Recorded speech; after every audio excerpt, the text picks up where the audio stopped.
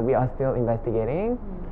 We're waiting for some feedback from certain parties, and it is an ongoing process because this is an extremely serious issue for us, and we are committed that this thing will never happen again. By this, I'm guessing you're speaking with the ministry?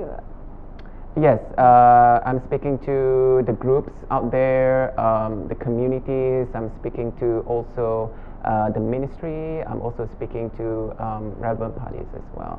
So it's looking at what they want.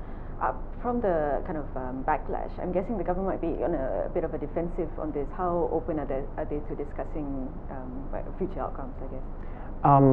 We don't know yet because we have not yet really, spoke to them, to the right person. So we are still in the process of investigation. Right. But some people are saying that all this talk about the logo has been quite petty.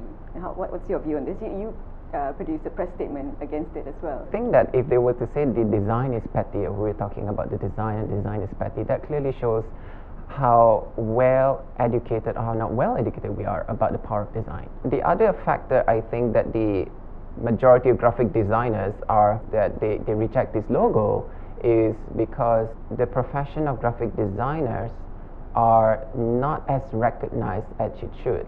It's like a boiling pot, and when something like that happens, then we got to say something about it. In this context, this represents the independence of the country. So that comes with a lot of history.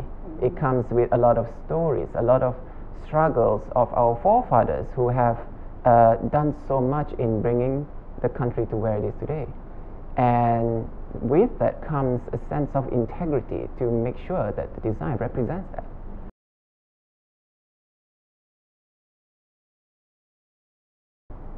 Previously, we've had those competitions where people came together. That would be ideal, yeah.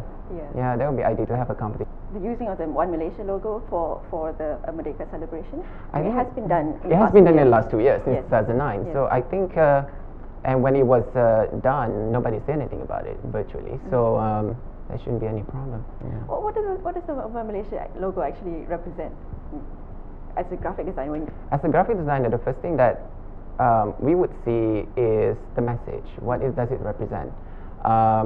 Well, clearly One Malaysia represents the current ruling government's message about bringing together Malaysia to a new future, to achieving 2020, Vision 2020. And personally, I think that as a PR exercise, I think it's a brilliant idea. It is right, it is timely. When you look at Malaysia, how developed are we in terms of design? It is appallingly poor, currently, the state of design, and graphic design, as well as other designs, industries as well, like architecture, interior design, so many other aspects. And if you look at South Korea, if you look at Japan, if you look at Hong Kong, if you look at our neighboring country, Singapore, what they're attempting to do is to focus their nation to move towards design. K-pop, for example, is manufactured. I mean, it is intended to be that way. Why? Because it was out of it is a conscious effort to promote Korean culture. Most of the countries started with a manufacturing background, like Japan. They had a copy attitude, just like what China's have been doing right now. And then after that, they started to innovate.